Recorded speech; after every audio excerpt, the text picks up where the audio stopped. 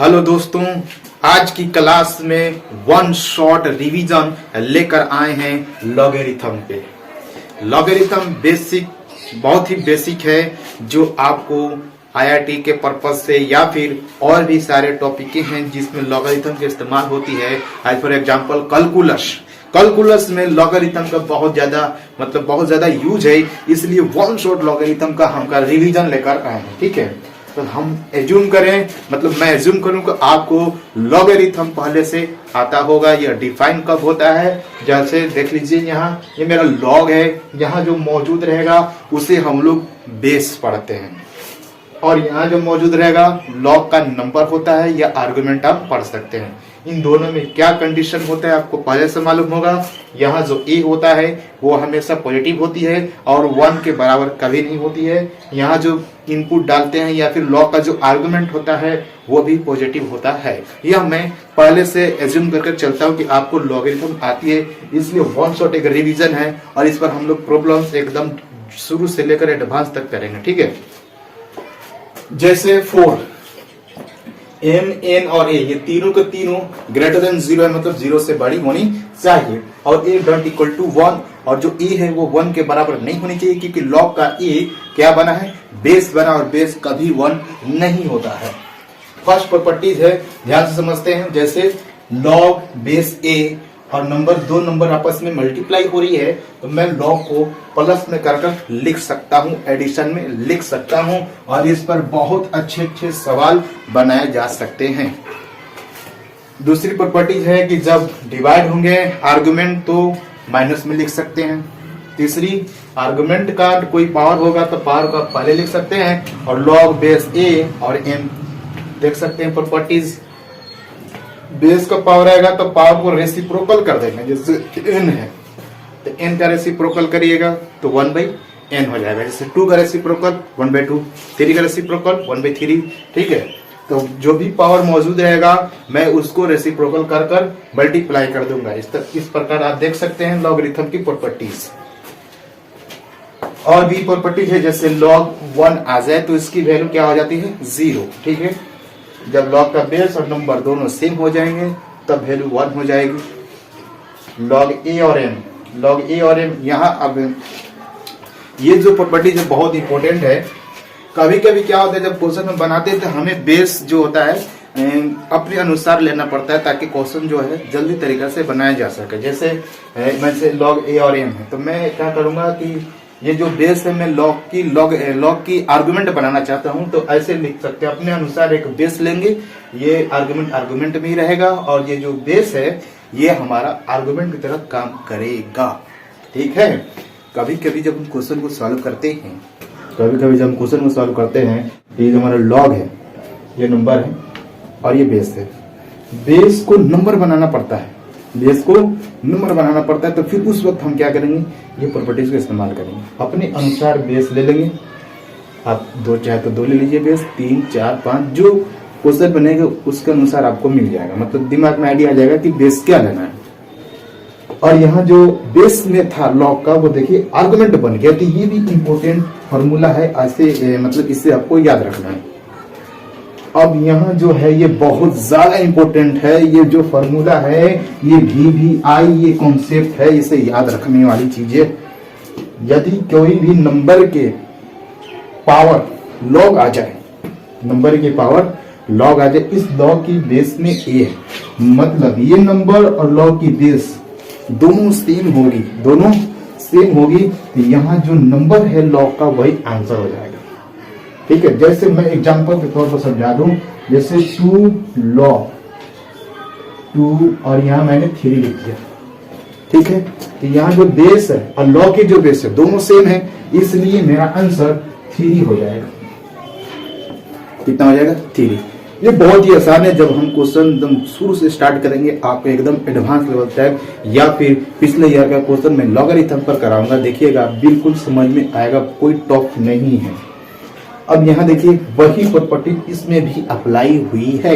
ये देखिए, मान लीजिए दोनों अलग अलग है, फिलहाल अलग अलग है तो फर्क नहीं पड़ता, मैं इस बेस को, मतलब ये जो नंबर है इसको उठाकर लॉग के नंबर पर रख दूं, और लॉग के जो नंबर है मैं यहाँ रिप्लेस कर सकता हूँ। ये लॉग की प्रॉपर्टीज होती है। ठीक है, देखिए बिल्कुल वैसे ही हुआ है।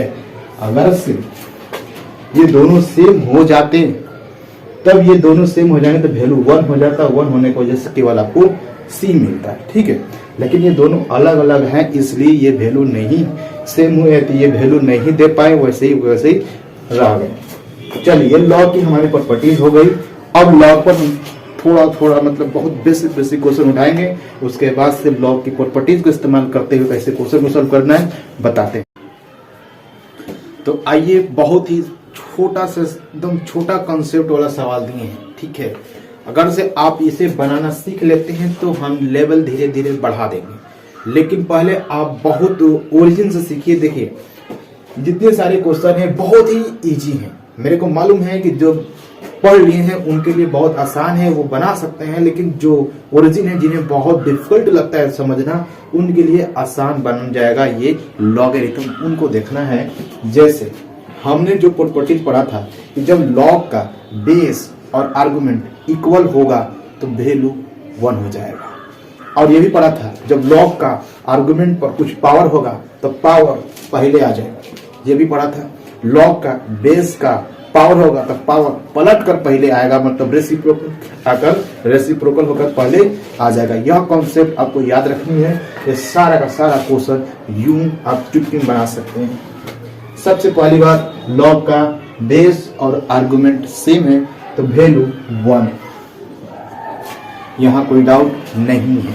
पहले आपको क्या करना है कि जब प्रॉपर्टीज मालूम है तो सारे का सारा क्वेश्चन आप वीडियो को स्टॉप कर पहले आप बना लीजिए, उसके बाद से आप मिला लीजिएगा, ठीक है। चलो बनाते हैं। यहाँ बेस में कितना है 2, यहाँ नंबर कितना है 4, तो मैं ऐसे लिख सकता हूँ log 4 को 2 का स्क्वायर फिर 2, फिर ये 2 पहले हम लिख देंगे तो ये कितना हो जाएगा, दोनों बेस और नंबर सेम हो जाएगा तो ये वैल्यू हो जाएगा 1, और 1 2 से गुणा करेगा तो आंसर हो जाएगा 2।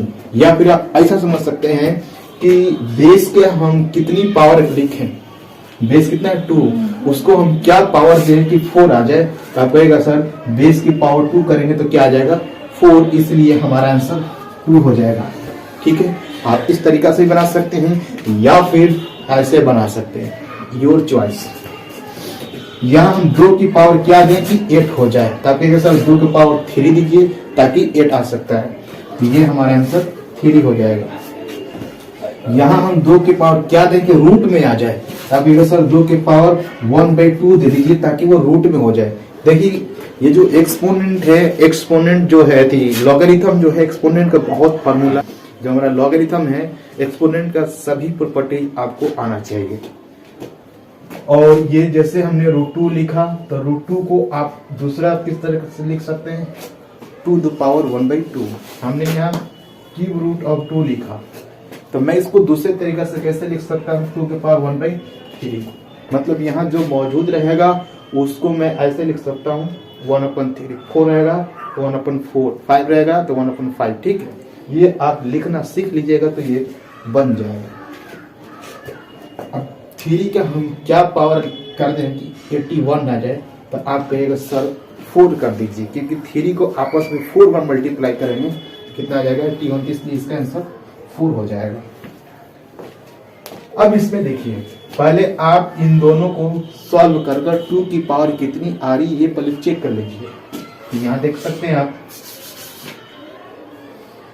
पहले से मैं सॉल्व कर देता हूँ। 2 × 2 ये रूट हटेगा तो 1/2 हो जाएगा, और इसकी पावर कितनी है 1 है।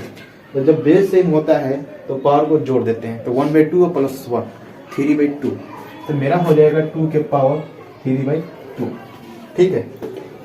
तो मैं अब इसे मिटा देता हूँ, तो ऐसे लिख सकता हूँ लॉग 2 के पावर 3/2, और यहाँ कितना है 2। अब ये पावर नजर आ रहा है कितना है 3/2, वही आंसर हो जाएगा 3/2। शाबाश, क्योंकि ये पावर पहले आ जाएगा और नंबर और बेस सेम, वैल्यू 1, तो 3/2 आंसर। ये 500 बार कितना है 2 के पावर 9 है, तो मैं ऐसे लिख सकता हूं 2 to the पावर 9। तो आप बोल सकते हैं अब आंसर कितना होगा 9, क्योंकि ये 9 को मैं पहले लिख दूं प्रॉपर्टीज के हिसाब से, और ये दोनों सेम होने के वैल्यू 1, तो 1 इंटू 9 9। फिर मैं इसको सही तरीका से 3 के पावर कितनी होगी वो पता कर ले। चलो पता करते हैं। 3 और ये इसको मैं कैसे लिख सकता हूँ, √27 को 9 इंटू 3, तो 9 इंटू 3 लेकिन तो 9 रूट से बाहर, तो कितना आ जाएगा 3 इंटू 3। अब यहाँ देखिए 27 को मैंने लिखा 3 इंटू √3 54। इसकी बेस 3 है, पावर 1 1 और ये पावर 1/2, ये पावर 1/2, तो कितना हो गया 1 + 1, ये पावर कितनी 1/2। अब सॉल्व कर दीजिए, ये 1 + 1 2 और ये 2 4 + 1 5/2, तो ये हमारा हो गया log 3 के पावर 5/2 और नीचे कितना है 3। अब देखिए दोनों नंबर बेस सेम, तो पावर जो है वही आंसर हो जाएगा, तो पावर आपका कितना है 5/2। ठीक है, नेक्स्ट ये जो क्वेश्चन में आप देख सकते हैं ये 8 है, तो मैं ऐसे कर देता हूँ 2 के पावर 3, 2 है तो 2 के पावर 1/2, पावर बढ़े, ये 3 पहले आएगी, तो 3 ये 1/2 पावर है, वो बेस की पावर है, तो ये जो पावर जो है 1/2 वो पलट जाएगा, तो 1/2 को पलटे तो कितना होगा केवल 2, यहाँ इंटू में 2 और फिर लॉग 2 और 2 दोनों सेम, तो वैल्यू 1, तो वैल्यू कितनी हो जाएगी 1, तो 1 इंटू 2 इंटू 3 कितना हो गया 6। ठीक है, क्या वैल्यू बताइए, इसे आप कमेंट में बताइए कितना आंसर आ रहा है।